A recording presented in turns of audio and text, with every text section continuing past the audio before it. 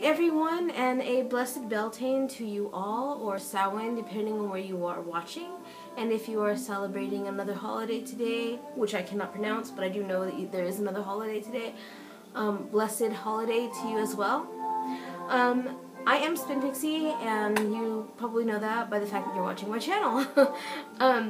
So today is Beltane, where I am. I have a lot that I am doing today, so I'm going to try to get it all done before I actually go into ritual. I am waiting for my groceries to be delivered. I am going to be making some bread. I love to make bread on the Sabbath because I think it's a wonderful thing to do. In Egyptian culture, bread was often donated or left as offerings to the gods and goddesses of their culture, and bread is a wonderful offering to leave for your deities, especially if you take the time to make it by hand yourself. What I like to do on Sabbaths, especially for the Fae, is I like to make honey bread. I make these tiny little honey breads that I leave as offerings on my altars, and they are well received. I also bought a specific ale that is a good offering to my goddess, because my goddess is the goddess of the apple isle, so I bought some apple ale, so I'm totally stoked about that. And I am going to be doing an ancestral altar. I usually just do it to my grandma, but after an experience I had recently, apparently I'll be incorporating my uncle into that too. My house is like a flutter with like energies. It's like Fae energy and ancestral energy and love energy, and for me Beltane is all of those things. And what I really enjoy about Beltane is its link to Samhain, and how it's the thinning of the veils and a time, you know, where you can communicate with your ancestors, and so I'm definitely going to be doing that tonight. One of the traditions I thought I would celebrate is that I read that on Beltane, not only do they do the maypole and a bunch of other crafts, but the maidens of the town often braided each other's hair with ribbons to celebrate the fertility of man and woman, the unity and fertility of the coming together of the god and goddess. So I'll probably braid my hair tonight with ribbons and stuff, because I just think that that's an awesome tradition to do. So I'll be doing that. Like, it's just a really energetic day today. And I watched Ivy Moon Illuminator's video just now, and well, I should say as of this recording, because I don't know when I'm actually going to put this up, but it kind of lit a fire under my ass to hurry up and get done, because she had already been doing stuff today, and I've just been kind of taking it easy and cleaning up the house and just la la la la la. And then I watched her video, I'm like, what are you doing? Hurry up and do stuff. So thank you for that, Ivy. So today is going to be some awesomeness, and I'll probably document my day a little bit, just to show you guys what I do. So this video will be posted probably tomorrow. So yeah, so let's go ahead and get started with my day. So I just thought I would do a quick walkthrough of my Beltane altar. It's not quite finished yet because the centerpiece I'm going to make, I like to do everything right before ritual, because I like to have it fresh and new, and with the energy of my craftsmanship still like really charging it. So this is my Beltane altar as it is. I'm keeping it in the fire direction this evening, and the painting is actually something that I did, some little abstract thingy that I was just messing with, and it looks like a fire, so I thought it would be perfect to have today. And then of course I've got all of my air, fire, water, and earth representations there, and I like to do things as if it's like a walkway to my deities. And I think it's kind of funny what happened with my my candle that I have for Kernunos. It kind of, the way that it has burnt, it looks like horns to me. So I thought that was pretty cool. But anyway, so how I have everything is, like, I have the apples from Oregon, and what I have is my god and goddess candles in the center, and then I'm going to make a maple bridge to connect the two, because it is also Samhain. So I'm celebrating the union of the Morrigan and Dagda this evening as well. So I will be making a maple bridge to link the two candles together. And then I'll be having my offerings and everything all ready to go. So yeah, so this is my working altar for this evening. Then we'll walk over here. And now we are in the fairy kingdom. And so I've got all my little fairies with their merriment making ready to go for the celebration this evening. I've got, oh, it's not focusing, there we go. I've got all my little fairies set up, and I've added a new house in that little mushroom area. And I've got my offering bowl and cup ready to make my milk and honey offering, as well as the honeyberry bread that I will be creating in just a moment here. And then finally, it's not finished, I'm still working on it, but this is my ancestral altar. I decided to leave it in the window.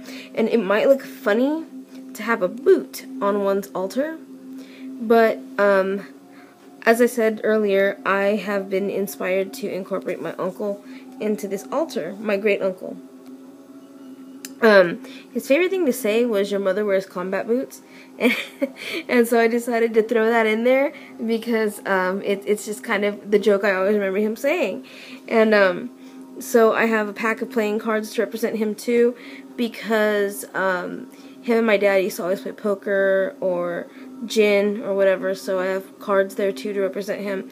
And then I've got the chalice, which is a family heirloom. I don't know if it belonged to my grandma or if it belonged to her mother, but it is a family heirloom. It's kind of crookedy, and I like it because it's got wabi-sabi.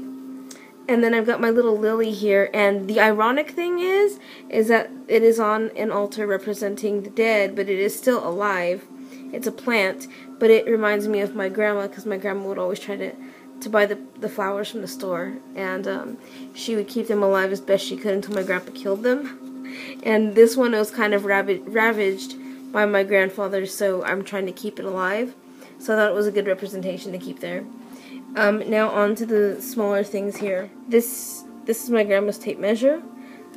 She was a seamstress, and she knit and sewed and did all the crafty things. So this is her tape measure, which I have inherited.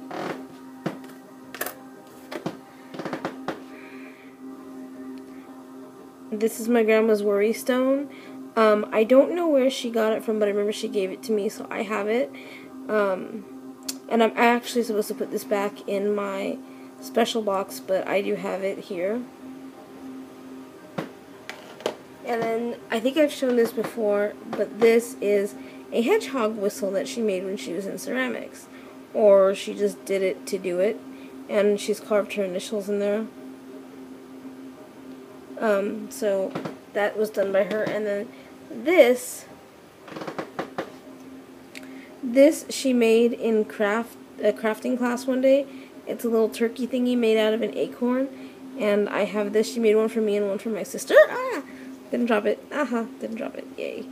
So I have that because that reminds me of her. So that's my little ancestral altar. We are in my kitchen right now, and currently I'm rinsing. This is my little kale station. I go through this ritual every time I buy kale. I have the bunches, like I get usually 2 bunches, and I set them on the counter where the stems are. And then I wash them, and then I lemon them and let them dry, and then I put them in my Tupperware. I already have one done, so. Anyway, the reason I wanted to show this to you is because I do something really special with my stems. What I like to do with my stems is I wash them, and I put them in plastic bags, and instead of dog treats, for the next few days, I'll give my dog kale stems, and she absolutely loves them, and they're really good for her. So, just a thought, because I know some of you guys do have dogs. My dog particularly loves kale. Sometimes she likes it a little more if I dip it in lemon, but she likes it just the same without. Like, she can sit there and eat, chew on kale stems like a dog would a dog bone. And it's still good for her teeth, and since it's a superfood, and the stem of that superfood, it's really good for her. So I know it's later than I told you I would show you, but I am actually making bread. there's my yeast in my water, and I'm letting the yeast activate. So while it does that, I'm going to go and do some other chores. And then over here, I have blueberries, and they are getting soft. So when they get soft, I'm going to add them at some point to my bread, because it's going to be blueberry honey bread. As I've been showing you, I'm in the process of making my bread, and here it is. It's the second rise now. I'm going to let all the air bubbles out and then fold everything that I'm going to put into my bread into my bread. So, let me grab everything.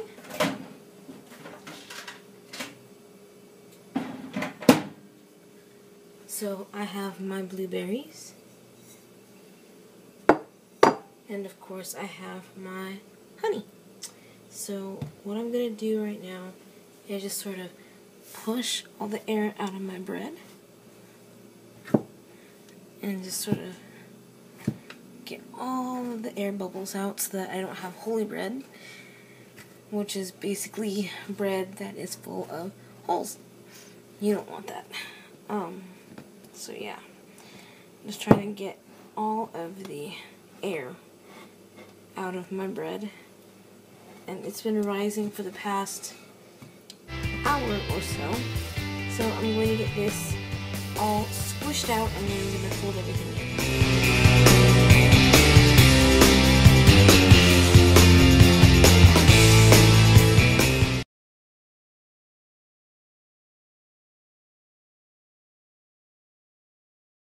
Okay, so I'm pretty much done with my making of the bread, and I'm going to show you what they look like. So, these are what they look like. They're really big, and they make little mini loaves. So I'm doing 3 altars tonight, which is my deity altar, my ancestral altar, and my fairy altar, of course.